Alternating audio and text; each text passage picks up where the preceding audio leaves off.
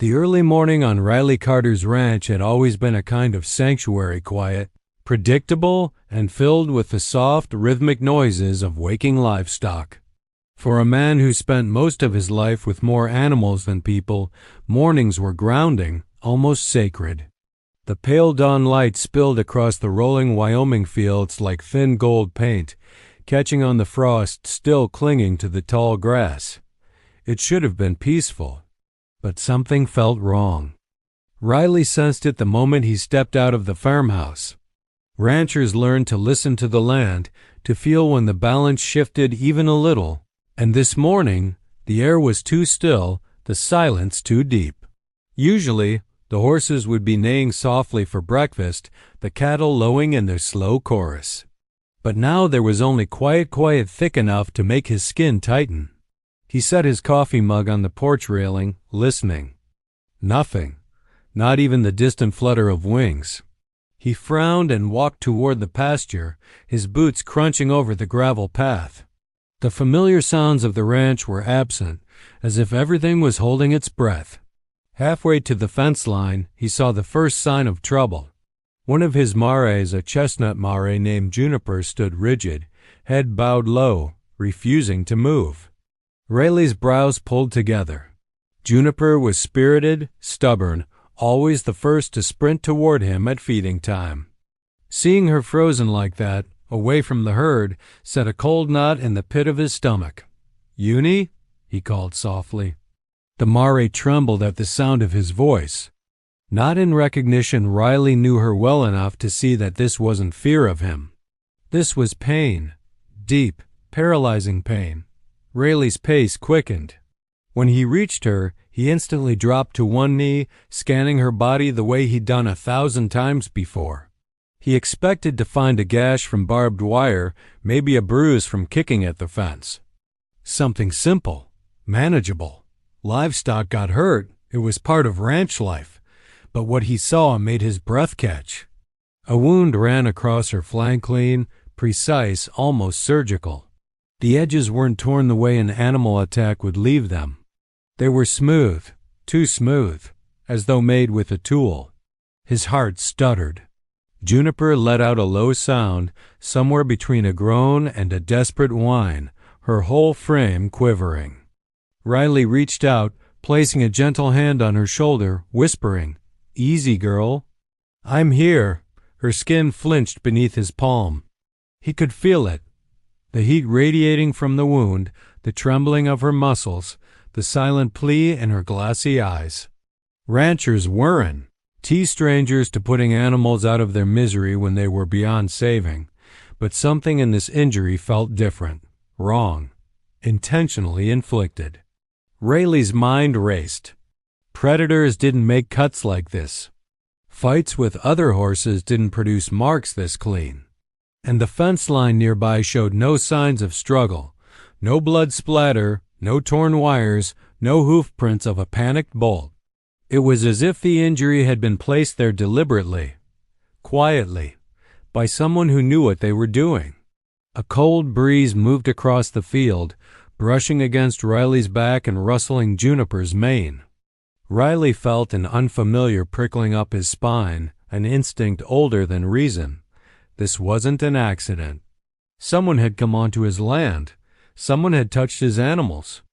And for the first time in years, standing there with his hand on a suffering creature he couldn't explain, Riley Carter felt the first subtle shift of fear, just a flicker, a 1% change. But enough. Enough to tell him that this peaceful morning was about to unravel into something far darker.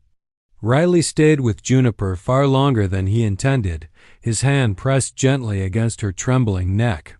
He whispered to her the way ranchers do, soft, steady, grounding. Yet her gaze kept flicking past him, toward the woods beyond the fence line, as though something out there had hurt her and might still be watching.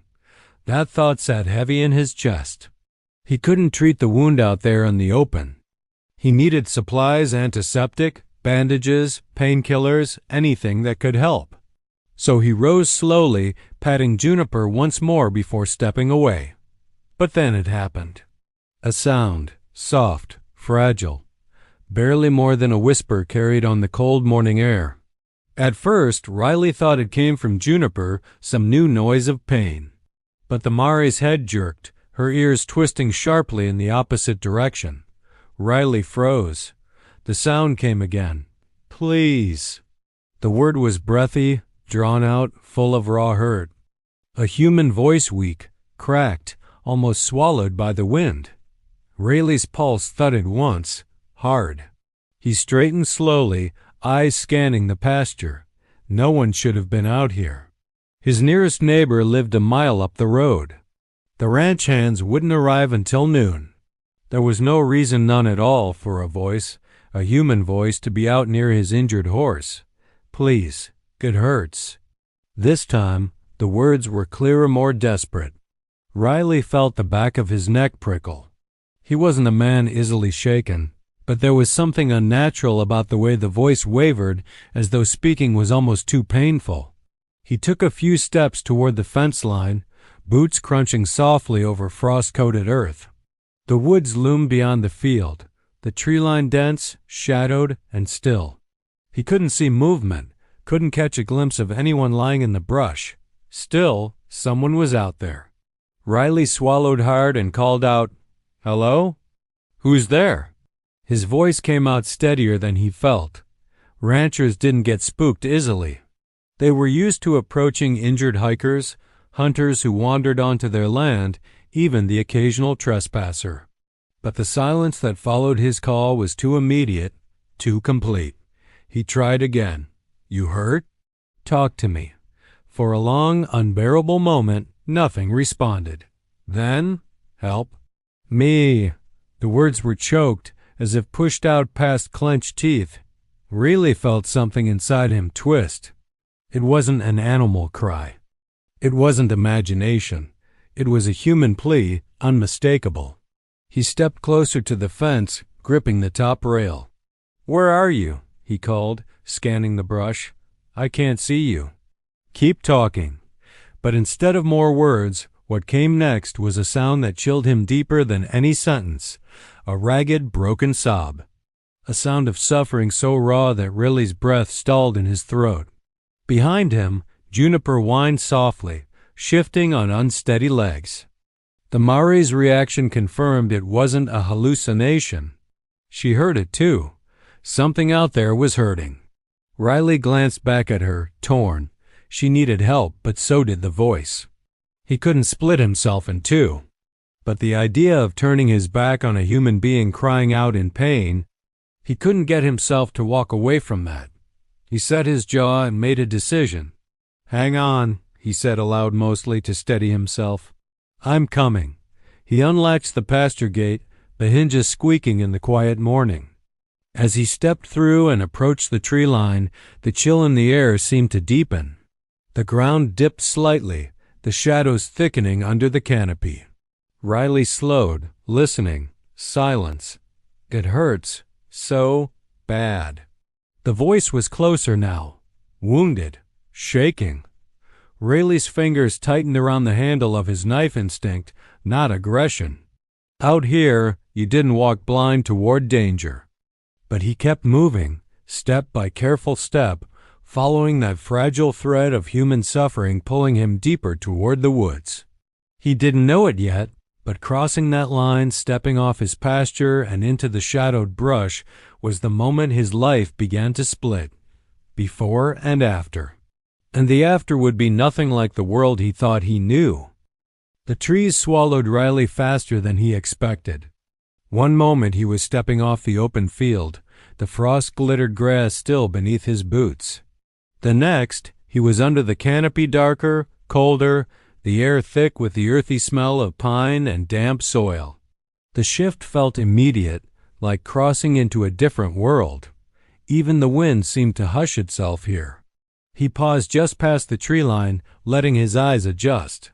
The voice had come from somewhere close, but sound bounced strangely in the woods. He listened for movement, for breathing, for anything that could guide him.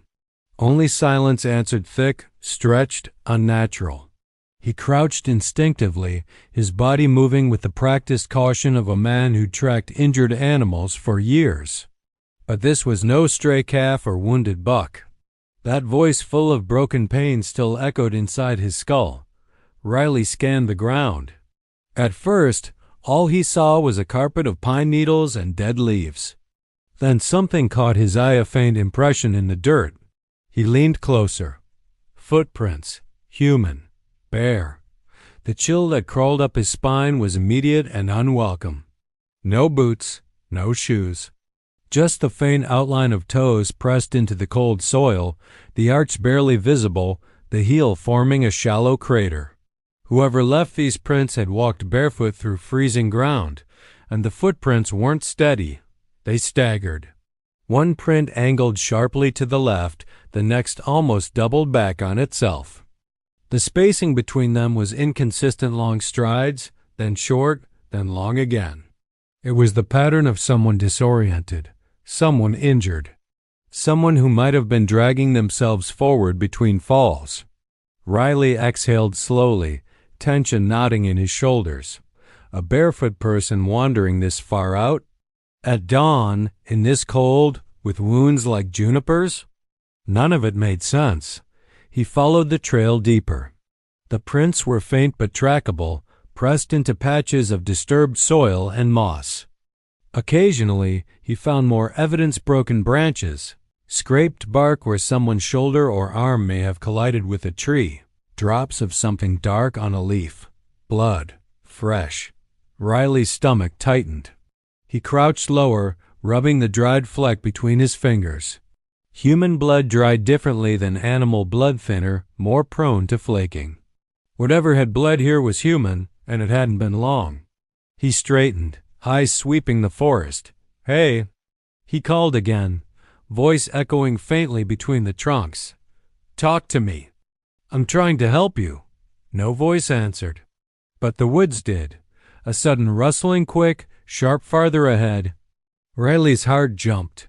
His hand instinctively dropped toward his belt where his knife rested. He didn't pull it yet, but he felt safer feeling its weight. He stepped forward, following the direction of the noise. The footprints grew more chaotic the deeper he went, as though the person had staggered, collapsed, then gotten up again multiple times. Riley moved slowly, mind racing, not just with concern but with something darker. These weren't the tracks of a hiker who got lost. These weren't the tracks of a drunk or a reckless trespasser. These were the tracks of someone running from something, or someone. Riley forced himself to breathe evenly. He'd grown up on stories of mountain lions stalking the woods, of injured animals turning dangerous. But this wasn't wildlife. This had a pattern, a purpose, a human fear behind every faltering print. Then he saw something that made him stop dead, a second set of footprints. He knelt, heart thudding in his throat. These prints were different, deeper, heavier, the stride longer and steady. Whoever made them had shoes. They weren't staggering. They were following, tracking. Riley's skin crawled. 2 people had moved through his woods, one fleeing, one pursuing. And the one in shoes left prints that were farther apart, long, confident steps. A hunter's stride. Riley swallowed. This wasn't random. Someone had come through here deliberately. Someone had hunted that barefoot man. And Riley Carter, whether he wanted to be or not, had just stepped into their path. Riley followed the dual sets of footprints until the undergrowth thickened enough to obscure them. Where the forest floor disappeared beneath layers of pine needles, only occasional signs, a snapped twig, a smudge of disturbed soil hinted that someone had passed through. But he didn't need pristine tracks anymore. He could feel that he was getting closer. Then he smelled it. Not the metallic scent of fresh blood or the sharp musk of an animal. This smell was different, sterile, almost chemical, like the inside of a veterinary clinic. Clean, controlled, wrong out here. The smell grew stronger as he pushed deeper into the woods. Riley moved slowly, scanning the ground, expecting to find more blood. Instead, he found something else. A strip of flesh-colored material lay draped over a branch no bigger than his palm. At first, he thought it was torn fabric, maybe from a shirt or medical bandage. But when he picked it up, the truth hit him like a blow. It wasn't fabric. It was skin, not ripped, not torn. Cleanly shaved away. Riley recoiled, dropping it immediately. His breath hitched not so much in fear, but in sick disbelief. He'd seen animals caught in barbed wire, seen hunters' field dress game, seen cattle torn by predators. In all his years, nothing had prepared him for seeing a piece of human skin sliced so surgically. He forced himself to steady his breathing, though his fingers trembled slightly. Someone out here was hurt far worse than he'd realized. The injured man's voice echoed in the back of Riley's head. "Please, it hurts." He pressed forward. The trees thinned just enough to reveal a small clearing bathed in weak morning light, and in the center of it Riley froze. Blood streaked the ground, long smears where someone had dragged themselves forward. The trails converged toward a fallen log, its bark stripped in several places as though someone had clung to it, gripping desperately. Riley approached cautiously, scanning for movement. At first, he thought the clearing was empty. Then he saw the shape slumped in the shadows behind the log. The man, alive barely. Riley dropped to his knees beside him. The stranger was curled onto his side, chest heaving, limbs twitching with tremors that looked more like aftershocks from unbearable pain. His skin was grayish, drenched in sweat despite the cold. His lips were cracked, his cheeks sunken. But it was the wounds that made Riley's stomach turn. Long, thin incisions ran across the man's back, arms, and ribs, delicate, meticulously cut. As if someone had drawn precise lines through his flesh, the edges were too clean, too smooth. No jagged tearing, no bruising from blunt force. Some of the wounds were cauterized, darkened around the edges, sealed unnaturally tight. Riley recognized the smell now. Burned flesh mixed with that sterile, chemical sharpness. Not an animal attack. Not an accident. Not even torture in the usual sense. Something had operated on this man, as if he were part of an experiment. Riley's mouth went dry. He reached out gently, placing a hand near the man's shoulder. Hey, don't move. I'm here. I'm gonna help you." The man flinched violently at the touch, gasping. His eyelids fluttered open, revealing pupils blown wide with shock. Don't," he rasped. "Don't let it come back." Riley swallowed hard. Who did this to you?" The man's breath rattled in his chest. His head shook weakly. Not who. Not who. What? Before Riley could ask more, the man stiffened. His body seized in a violent spasm, then relaxed again into trembling weakness. He sucked in a sharp breath and whispered, voice cracked and thin, "Help me. Please. It hurts so bad." Riley felt an ache in his chest he hadn't felt since he buried his father years ago. A helplessness he hated. A horror he didn't understand. But one thing was clear. These wounds weren't human-made. Not by any human he knew. And something out here, something precise, silent, and merciless, had done this. And could still be nearby. Riley had seen suffering before animals caught in wire. Calves sick with fever, even the occasional ranch hand who'd taken a bad fall off a horse. But nothing he'd ever encountered looked like the man crumpled in front of him. Those wounds. They didn't belong on any ranch, in any forest, or anywhere in the world he understood. His instincts screamed two things at once. Help him. Get the hell out. But instinct alone wasn't enough to move him. Not yet. Riley forced himself to take a slow breath, grounding his thoughts. The man needed immediate medical attention, and really needed answers. Answers wouldn't come if he panicked. Then he heard it. A noise in the trees so faint he almost dismissed it. A whisper of movement, a shift of weight on dead leaves. Too controlled to be animal, too deliberate to be wind. Riley straightened, eyes scanning the tree line as a cold ripple of tension tightened between his shoulder blades. The woods were still. Too still. Something was watching. Riley's hand drifted toward the knife at his belt. He didn't draw it, but he rested his fingers on the handle, grounding himself. He'd lived his whole life out here.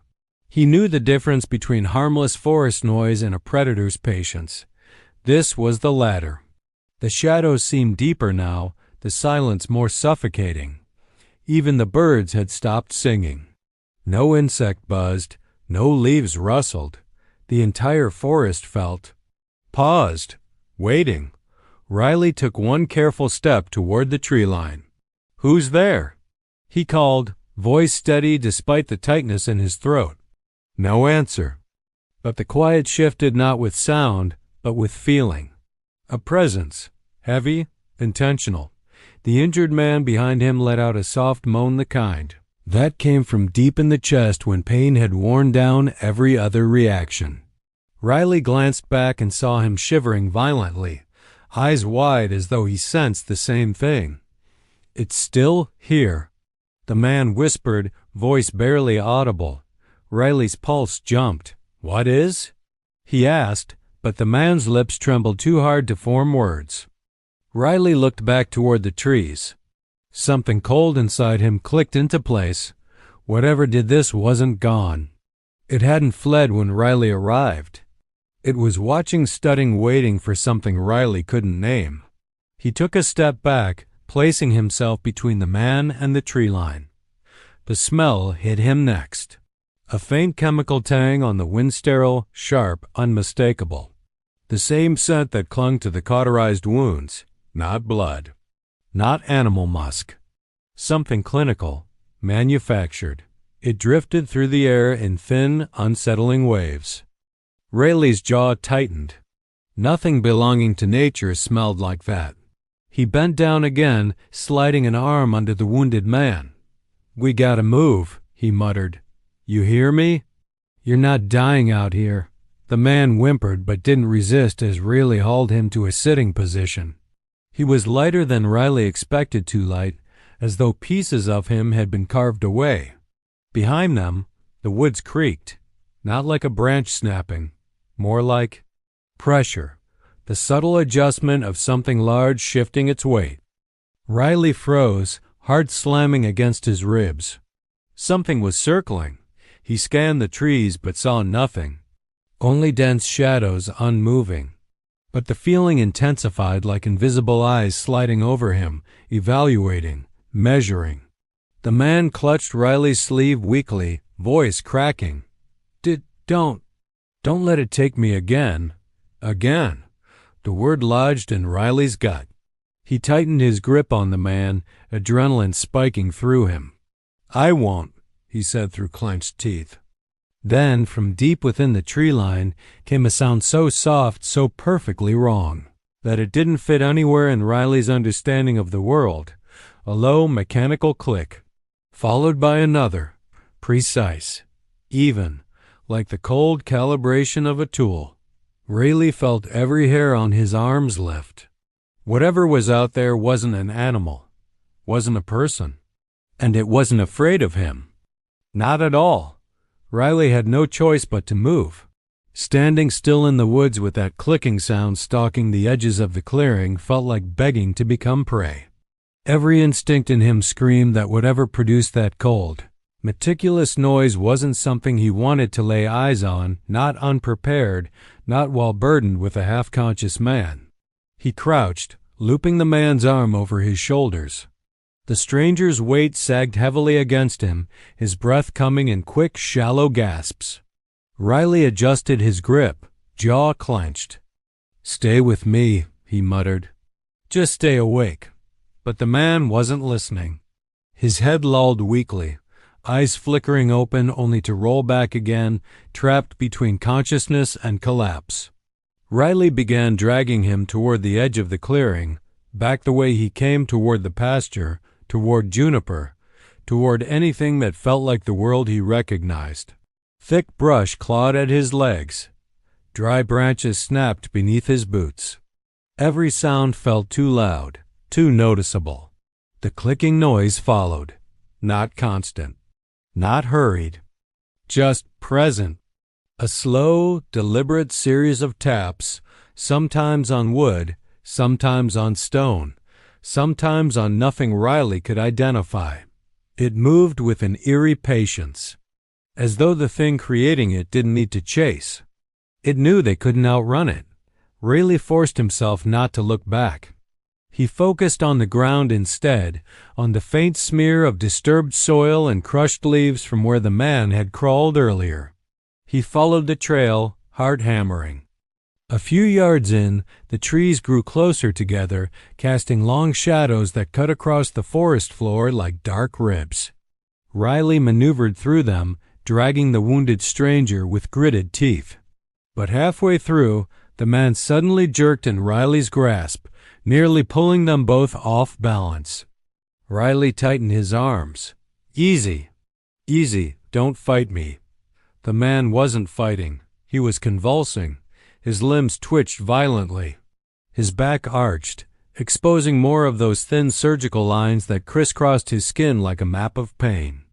His breath hitched, then turned into a strained whine, high-pitched and desperate, like an animal caught in a trap. Riley eased him to the ground, voice low but urgent. Hey, look at me. Focus on my voice. You're safe, but the man was far past hearing him. Tears leaked from the corners of his eyes as his body seized again. Riley grabbed his shoulders, holding him steady. He'd seen seizures before, but this was different, violent, sinking almost rhythmically with the residual chemical scent lingering in the air. And then, through the leaves, Riley saw movement. A shape. At first, he thought it was just a shadow shifting across the trees. But then it angled, sliding between trunks too smooth, too controlled, with a glide that didn't match any human gait, tall, elongated, something like limbs, but not quite right. The shape paused behind a cluster of pines 30 yards away. Riley held his breath. The thing was half hidden, but not enough to disguise the wrongness of its silhouette. It leaned forward. Something at its top tilted like a head cocking, analyzing. Riley felt cold sweat prick down his back. He didn't know what terrified him more, the fact that he could now see it, or the fact that it didn't seem to care that he could. Then, as the man's convulsions hit their peak, he let out a broken cry, raw, agonized, barely human. The shape straightened. The clicking sound returned. Louder now. Closer. The thing stepped forward. Riley reached for his knife, heart pounding so hard it echoed in his ears. He stood between the creature and the injured man, forcing his breathing to steady. You stay back, he growled, voice low and sharp. I swear to God, stay back. The clicking paused. Just for a moment. Then a new sound, a metallic hum, soft but vibrating through the air like tension on a wire. The creature shifted its weight, preparing. Riley tightened his grip on the knife. This wasn't stalking anymore. This was an approach. And Riley realized with sudden, icy clarity, he wasn't protecting the wounded man from being found. He was protecting him from being claimed. Riley stood frozen, knife in hand, breath shallow, staring at the silhouette shifting between the trees. The creature's presence pressed against him like a cold hand on his spine, silent but heavy, calculated, utterly foreign. Whatever it wasn't rushing. It wasn't panicking. It was observing, as though evaluating him the way a surgeon might assess a specimen. Behind him, the wounded man lay half-collapsed on the forest floor, coughing weakly through the fading tremors of his seizure. Riley kept one hand braced protectively in front of him, refusing to look away from the creature. He'd learned long ago that predators love the moment you broke eye contact. But this wasn't a predator, not in any natural sense. It didn't move like one, didn't breathe like one, didn't even sound like anything alive. The clicking resumed soft, methodical, the sound of metal against metal rather than bone against bark. It tapped in an unnervingly steady rhythm, like something calibrating itself. Riley swallowed hard. "Stay back," he repeated, though his voice cracked slightly. "I'm warning you." The shape froze. Then slowly it tilted its head, mimicking a human gesture of curiosity rather than threat. Riley's stomach twisted. Mimicking meant observation, recording, learning. Whatever this thing was, it knew enough to pretend. The wounded man stirred weakly, his voice a thin rasp. Don't talk to it." Riley risked a quick glance down. "You know what it is?" A soft, terrified laugh escaped the man's cracked lips, sharp and breathless, like someone laughing to keep from screaming. "Not what?" His fingers twitched, curling toward his chest. "It's not a what?" Riley felt his blood run cold. He turned his eyes back to the shadow. The creature had taken one step forward, one smooth, gliding shift that didn't disturb the leaves beneath it. Riley tightened his grip on the knife. "What the hell do you mean it's not a what?" The man coughed violently, blood flecking his chin. His voice cracked as he forced out the words. "It's not alive. Not the way you think. Not alive." The phrase hit Riley harder than he expected. He'd been trying to slot the creature into some category: animal, predator, stalker, mutated person, anything that belonged in this world. But the precision of the wounds, the cauterized lines, the chemical scent, a machine? His mind rebelled at the thought machines didn't stalk through forests, didn't move like shadows, didn't induce seizures with their presence. But he couldn't deny the unnaturalness of its movements, the mechanical cadence of its clicks. "What is it?" Riley pressed. The man's breath hitched, a painful rattle. "It learns. You talk, you move, you fight, it copies. It watches. It decides." "Decides what?" The man swallowed with difficulty, his voice dropping to a trembling whisper that barely made it past his lips. "Decides? What parts to take?" Riley felt his stomach drop. The surgical wounds. The missing strips of skin. The burned edges. The stalking patients. This wasn't a creature hunting for food. This was something harvesting. The clicking stopped abruptly. Riley's head jerked up. The creature no longer stood in the shadow of the pines. It was 30 feet closer. Just standing there tall, still, featureless, like a figure carved from metal and shadow. No eyes. No mouth. No face.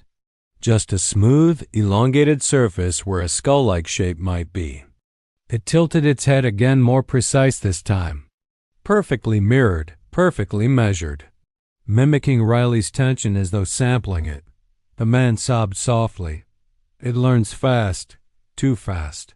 Riley's heart hammered, adrenaline roaring through his veins. He stepped backward, edging himself between the creature and the dying man, knife raised. "You're not taking him." The forest held its breath. Then a new sound emerged. A soft metallic whir like gears aligning, like a mechanism locking into place. The thing was preparing. Riley didn't know if it was preparing to approach, retreat, or strike. But he knew one thing with absolute certainty. The man wasn't lying. This thing wasn't alive. It was functioning, and its function was something far worse than killing. Riley crouched over the wounded man, trying to keep him steady while his mind raced faster than his pulse. Every rational thought he'd trained himself to rely on common sense, ranch instincts, survival tactics, clashed violently with the situation before him. This wasn't a cow tangled in barbed wire, a calf stuck in the creek, or even a stray human needing first aid. This was something far beyond anything he'd ever faced. And it had already decided that the man lying on the forest floor was its prey. The man's breathing was shallow and erratic, body trembling as if the very air had betrayed him. His eyelids fluttered, half-lidded with pain and terror. Every shift of his muscles made Riley flinch. Every shallow moan tore at him. He couldn't just leave him here. Couldn't.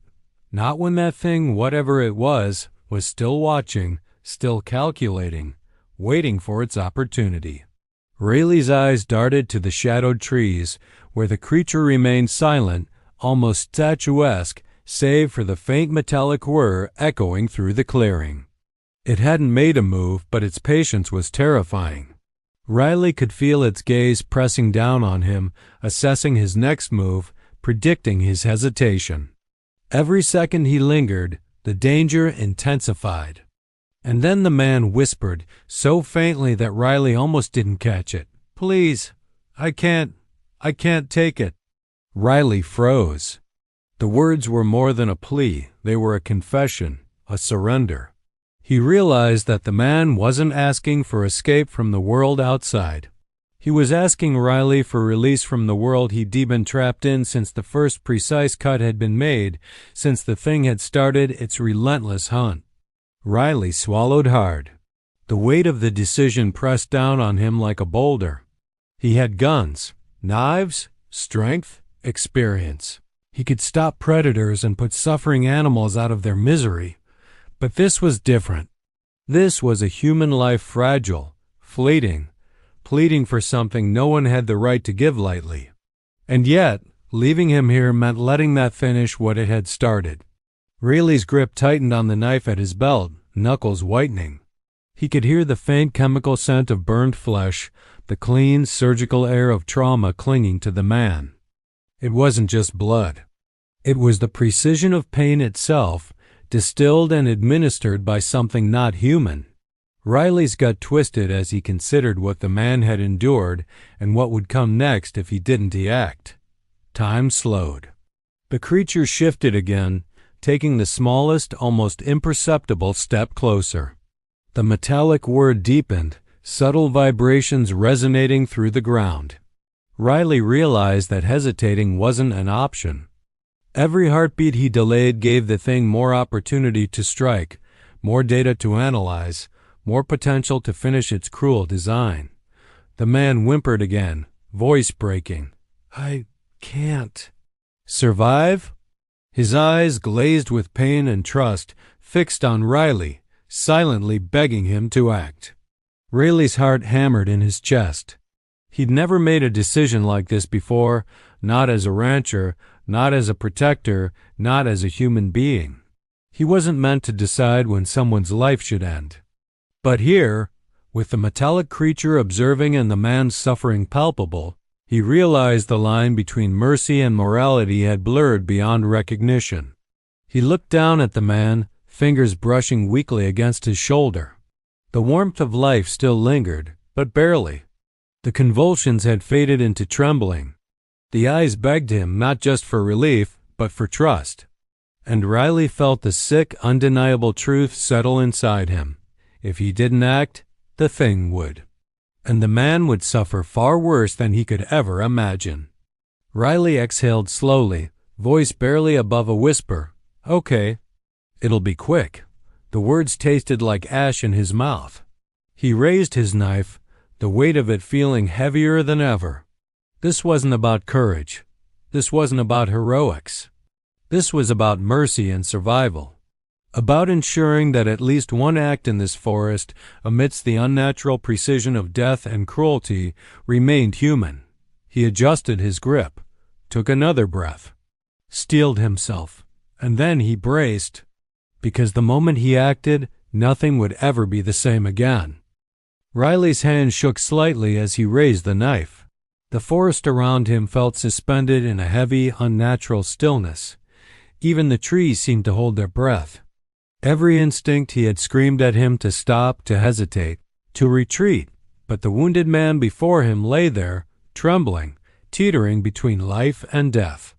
The metallic creature lingered at the edge of the clearing, its presence like ice on his spine, silent yet suffocating. He froze. The words of the man echoed in his mind. I can't take it." The desperation, the terror, the unbearable suffering, they weren't abstract concepts. They were tangible, pressing against Riley's chest, making it hard to breathe. Every fiber of his body wanted to do what he knew was merciful. But the knife in his hand, the thought of taking a human life, and the unnatural being watching silently all conspired to pin him in place. Time slowed to a crawl. The man's eyes, glassy and desperate, met Riley's. For a fleeting moment, the world reduced itself to just the two of them, the human and the human, stripped of everything else. There was no forest, no predator, no cold. There was only this moment of unbearable weight, a decision hanging between morality and mercy. Riley felt the crushing gravity of it. He had faced death many times before, handled accidents, fires, storms, but never like this. Never with a life entrusted to him in such absolute vulnerability. A soft wind stirred the pine needles at their feet, whispering through the trees, and for the first time, Riley noticed the faint metallic hum from the creature behind him. It was patient, unblinking, and terrifyingly observant. Every second Riley hesitated, the creature analyzed, calculated, learned. Its presence made the forest feel claustrophobic. He realized with sinking dread that any mistake would mean far more than failure. It could mean unimaginable suffering for the man, or worse, death in a way no human could endure. The man whimpered, trembling violently, and something inside Riley snapped. He lowered his knife slightly and whispered, voice rough with emotion, I can't let them take you like this. Not after everything." His words barely left his lips when the man's gaze softened, a faint spark of relief flickering in the glassy eyes. The subtle change, however slight, was enough to push Riley into motion, into the next stage of a decision he'd been dreading. He leaned down, resting the man's head gently against his shoulder, feeling the fragile warmth of life beneath his fingers. The knife was still in hand, but it was no longer the focus. His thoughts became singular: mercy, safety, and the unbearable weight of choice. The metallic creature shifted slightly, producing the faintest click. Riley's muscles tensed again. He froze, unsure whether it would advance, strike, or simply observe. The forest seemed to pulse with anticipation, every shadow sharper, every rustle amplified. His grip on the man tightened, not to restrain, but to reassure, to anchor both himself and the fragile life he now protected. "Stay with me," Riley whispered, voice trembling. "I'm here. You're not alone." His words were more than instructions, they were a promise. The man's eyelids fluttered, and a shallow, broken breath escaped his lips. It was a fragile signal of trust, but trust nonetheless. Riley's heart constricted with empathy, grief, and resolve. He realized that this act, whatever came next, wasn't about bravery. It was about preserving the humanity left in the moment. The wind shifted again, and Riley felt it, the quiet pressure, the silent presence of the thing in the woods, a predator, a machine, or something in between. It waited, patient, unhurried, aware of every second of hesitation.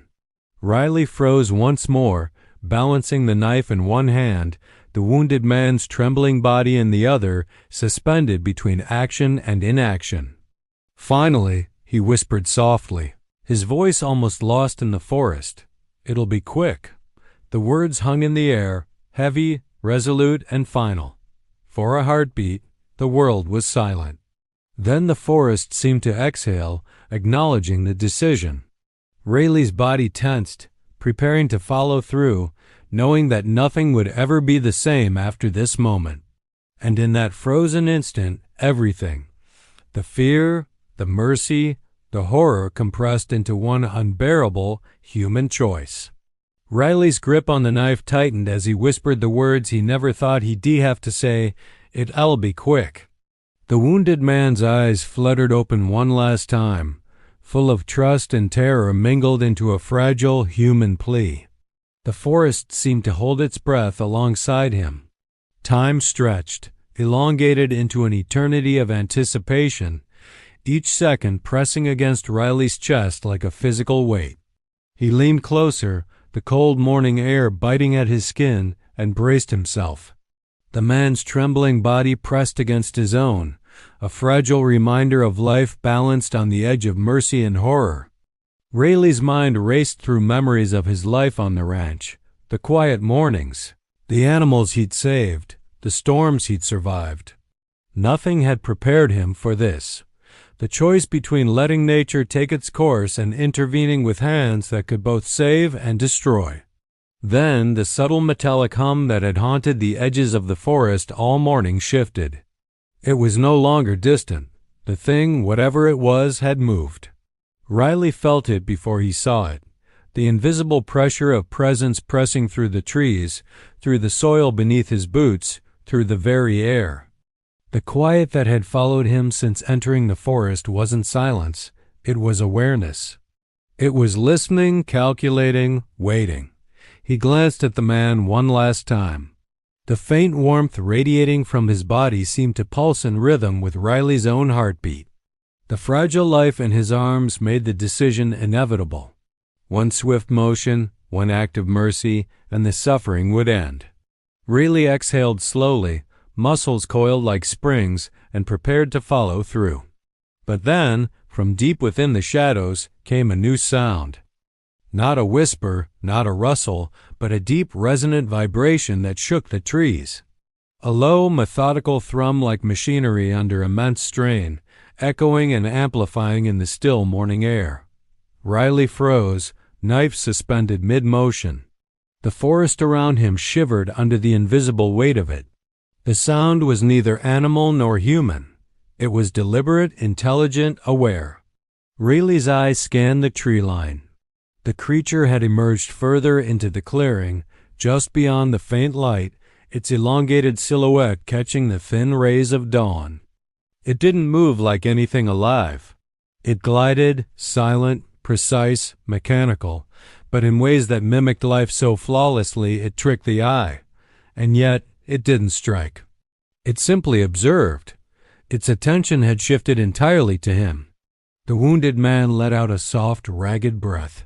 He seemed to sense, even in his weakened state, that the immediate danger was over, but Riley knew better. Mercy had delayed the inevitable encounter. It had not ended it. Whatever had stalked the forest had inflicted such precise pain was still here. And now it had turned its focus entirely toward the one who dared to interfere. Riley's mind reeled, weighing instinct against morality, survival against conscience. His hands trembled as he realized that nothing, no tool, no skill, no knowledge could shield him completely from the entity that had orchestrated so much suffering with cold calculation. The forest, once a place of refuge and routine, now felt alien, hostile, and alive with watchful intent. As he straightened, holding the man against him, he realized the full scope of the transformation that had occurred. This was no longer a simple act of mercy. The forest, the creature, the very morning itself had shifted. He was no longer merely a rancher protecting an animal or a stranger. He was part of something larger, caught in a cycle of observation, suffering, and inevitability. The man's weak hand pressed lightly against Riley's chest, a silent gesture of trust. Riley felt the knife weigh heavily in his grip, the only tangible anchor to the brutal reality surrounding him. He inhaled deeply, the forest around him echoing the metallic hum, and understood that mercy and horror were intertwined, inseparable. A distant rustle, a faint click, and the shadows of the trees seemed to ripple. Riley knew, in the deepest part of himself, that the creature would not relent. It had learned, observed, and now it would act not on instinct, but on choice. And whatever came next would leave the forest forever changed, and him changed with it. He exhaled slowly, steadying himself. The wounded man rested, fragile but alive, and Riley knew that his own survival had just begun. Whatever waited in the shadows had now turned its gaze fully upon him. And in the echoing silence of the trees, Riley understood with certainty. Mercy had won this moment, but the war for their lives had only just begun.